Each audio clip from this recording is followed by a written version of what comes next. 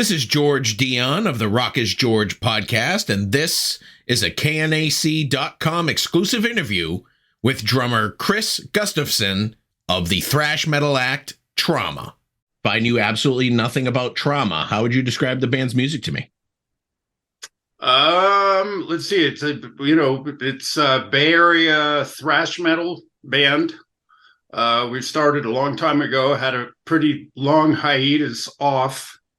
Put it back together in 2013. The last album is very, pretty heavy, very guitar riff orientated, a lot of fast drums going on.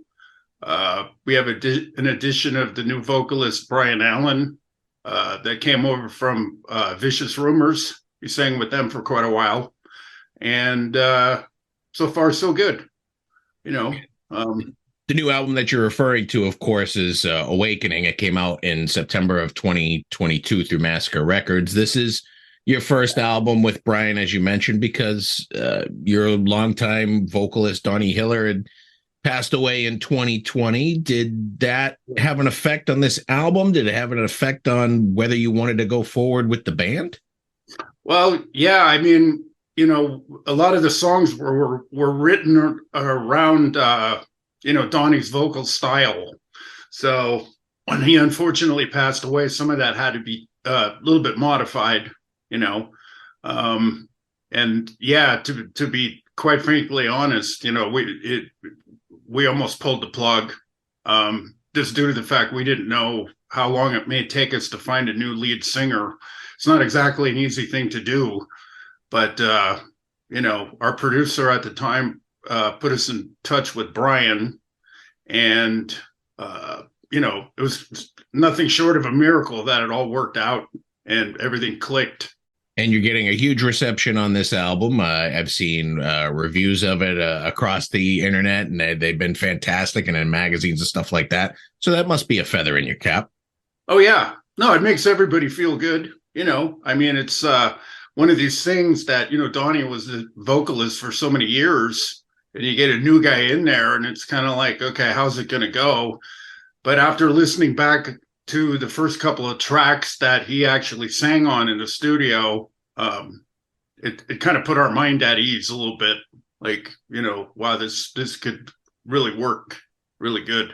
As a drummer, do you do a lot of songwriting lyric wise, or do you mainly stick to the instrumentation? I don't do too much with vocals or anything, but as far as riffs and stuff go, I do come up with some once in a while. We kind of play off each other. Sometimes guys come up with just like a whole idea for a song, and then I get to, play what I think will fit with the track as best as possible. So it's kind of like an intermix kind of thing that happens. Sure. And you got a couple of singles out now. You have Death of Angels, which is about serial killers. It's certainly darker, heavier stuff, right? Yeah. Those songs were written during the pandemic when everybody was not in the greatest moods, and everybody was on lockdown and you couldn't leave your house. And, well, you could leave your house, but, everything was closed. Yeah, it was pretty jacked up time for everybody. Your producer, Juan Ortega, he's kind of the go-to guy in thrash metal, I've noticed. So obviously he brings something to the table that kind of helps your sound. Oh, yeah. Yeah. He's done quite a few albums with like Testament, Machine Head, Vicious Rumors. He's like a Bay Area thrash metal guy. He does do a lot of other stuff, though. He does all kinds of different types of music, but he's really good at what he does, and he's really good with ideas and everything. He's an excellent producer. In addition to your newest vocalist, you also brought on a new bassist for the upcoming tour. You have Michael Spencer. How did you find Michael? He came in through we've known of Michael for many years, and Brian Allen, the lead singer, knew him pretty good. So we just called him up, and he was interested in doing it, and helping us out. So it's been really good. The new album Awakening is available multi-formats, digital, it's available CD, you got vinyl. Are you a big vinyl guy yourself? Yeah, I mean, I like vinyl. It's funny that, that was what you had to listen to music on many years ago.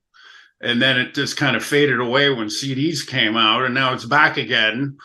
And now the press, for whatever pressing plants are left, they're buried alive. They can't keep up with it, and it's quite interesting, and I've noticed too that there's a lot of companies now making like literally console stereo systems now that have been obsolete for like decades, and they're super expensive too, man. I've seen them go for 5,000 up to like 20 grand for these things, and people are liking to play vinyl albums again. So I don't know, man. I think they sound better myself than digital. They got a little more bottom to them.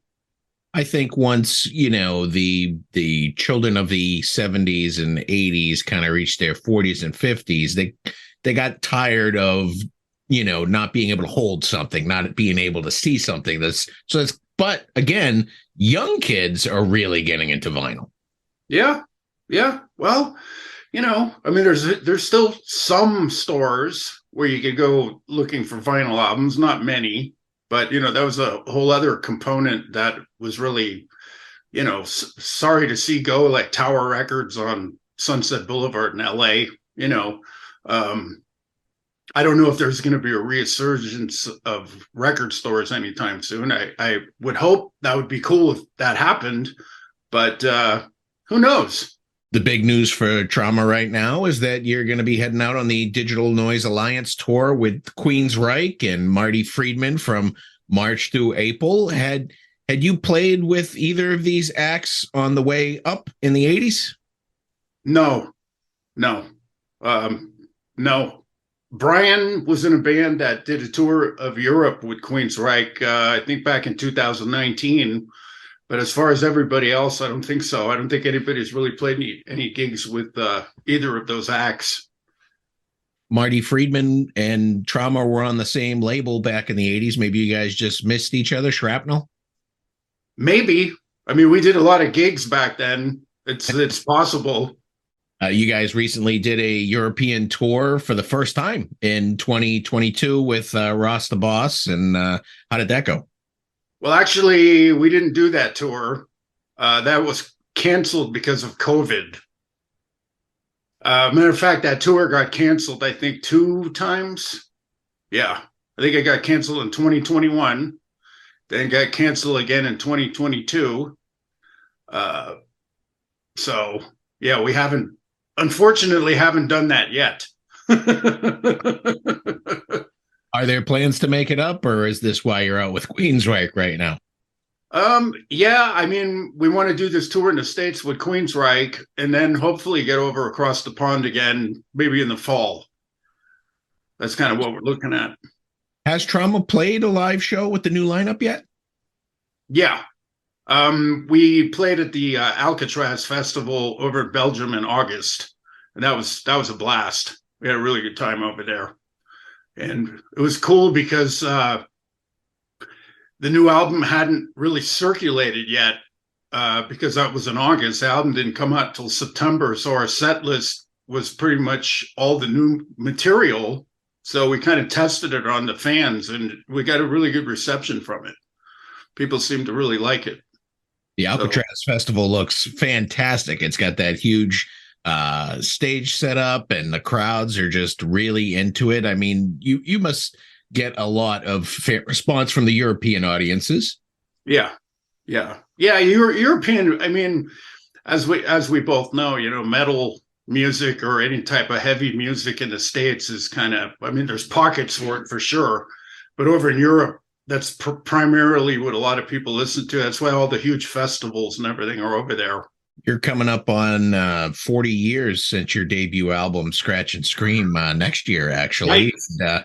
Do you have anything? Do you have anything special planned for that? At the moment, no. But we we could probably do something. I'm in kind of some talks right now, maybe doing a re-release on that album on vinyl, limited edition vinyl. But nothing's in cement yet. So, but who knows? Maybe we will do something. What do you remember about kind of putting that album together back in the day? I know you worked with producer Peter Marino from Lamaze and Cacophony, and Leather Leone did some backup vocals from Chastain. And it seemed like it could have been a good experience. Yeah, no, it was fun. I mean, it was really interesting because we were in our rehearsal studio and excuse me, Mike Varney would show up and he'd come in and he'd plug his ears like this and then listen to maybe, I don't know, 3 or 4 songs and then just stand up and leave. And then we're thinking, oh my God, we must suck because he left, But then, yeah, going into the studio to record that, we did pre-production. It was at Prairie Sun in Katati. That's where a lot of those bands recorded back then. And yeah, we did some pre-production, and 2 or 3 days later, we went in and just, knocked it out. I mean, the band was really super rehearsed and everything. I think I did the drum tracks all in one evening, one long evening. Now, Trauma broke up shortly after the release of this album, I would say within a year or so. So what kind of led to the breakup? Basically, after we recorded that record, we played a bunch of gigs, and we got a lot of great reviews out of Kerrang and a bunch of different magazines over in Europe. But the problem is we didn't really have any direction. What we should have done was go over there at the time, but we didn't have the funds to do it. And Shrapnel Records back then was a brand new label, and there was really no tour support for the band. And I don't know, everybody just kind of, I wouldn't say it was like a formal breakup, but everybody in the band started just doing different things. You went on to do St. Elmo's Fire, which I think is grossly underrated, and some fantastic hard rock from the 80s. How did that all kind of come together and fall apart, I guess? Well, I moved down to LA shortly after the Trauma kind of, I was living in LA and literally went up to the Bay Area and did some shows with them when I was living in LA. But I got into St. Elmo's Fire because there was a producer that I did some recording with, a guy named Dito Godwin, that went on to do like No Doubt, and he worked with Motley Crue and all these other bands. And he was managing this band St. Elmo's Fire and said, hey, they're looking for a drummer, and I said, okay, so I listened to the music, I checked it out, and I believe they had an audition at SIR in Hollywood, and I went down there and played, and a couple of days later got the phone call, hey, we want you to be in this. And then we just started playing all these gigs on the Sunset Strip, Gazzarri's, the Roxy, the Whiskey, that whole scene. And then we ended up hooking up with a label, I think it was CBS or something, for the first album. And, put 4 albums out with that band. And then we went on the road throughout the States a couple different times. And then I got an offer to go play with a couple ex-members from the band Crocus in Switzerland, when the band was on hiatus. So I was kind of going back and forth to Switzerland for about 3 years, playing in that band. But with the St. Elmo's Fire thing, that's kind of what happened with that. They tried to keep it going, but I'm not sure what happened. That John Parr song came out and everybody forgot about the band. And then now they just know the song. Right. Yeah. How did Trauma end up coming back together in 2013? Basically, it was because Mike Varney wanted to do a re-release of the Scratch and Scream album, and thought it would be a good idea at the time if there was an actual band that could play live in case we got any offers to go play live, which we did. We played the Headbangers Open Air Festival in 2014, which went really, really well. And so that was kind of the catalyst to move it forward again. But you know, we're in a different time now, and it's not easy. Yeah, everybody's having difficulties coming out of the pandemic with bookings being taken up, and work visas, and the cost of touring and everything like that now. Oh man, it's through the roof. I mean, I know of some bands that just couldn't even afford to go tour because the expense of the bus, you know, all that, you know, the prices of everything have went up. Definitely it's become a little bit more difficult after the pandemic, for sure. Pre-pandemic, it was pretty bad too, but not like now. Right. You know, and that goes for a lot of businesses, not just music. Kind of one of the legends of Trauma is that Cliff Burton from Metallica was in the band prior to joining Metallica. He appeared on a single that was on a Metal Massacre release. This was prior to you joining the band, but did you know Cliff? Yeah. Yeah, he would come to our gigs when we were playing at the Stone and the old Waldorf and the Keystone Berkeley and all that. He would show up, you know, just randomly and hang out with us and, you know, drink a couple of beers. He was really good friends with like Mike Overton and Donnie Hillier, you know. So he was a super cool guy. Really cool dude, you know. I don't think I've ever read a bad word about the guy. No, he was just like completely mellow, no attitude, no ego, nothing, man. You know, he just like flowed, you know. I mean, a real tragedy that guy's not around anymore. Absolutely. You know? Yeah. And you guys sort of have this 6 degrees of separation with Metallica at this point, where you had Cliff that moved over to Metallica, and your current bass player replaced Jason when he was in Flotsam and Jetsam. Well, we also had Greg Christian in Trauma for about 3 or 4 years too, you know. So yeah, I mean, these guys have come from some pretty heavy duty camps. Now, Where Awakening was your pandemic album. Are you working on another album?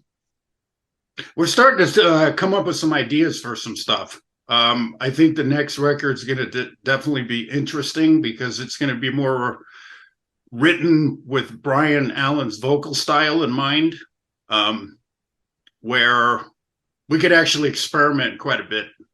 So we're all looking really forward to it. Yeah. Those are all the questions I have for you, Chris. The current album Awakening is out now on Massacre Records, and you're gearing up for the QUEENSRYCHE Digital Noise Alliance tour starting in March. I wish you the best of luck. The album sounds great, and I hope to see you when you reach Massachusetts. I believe it's in April. Okay. So you're going to come to the gig? Absolutely. Oh, right on. I look forward to meeting you.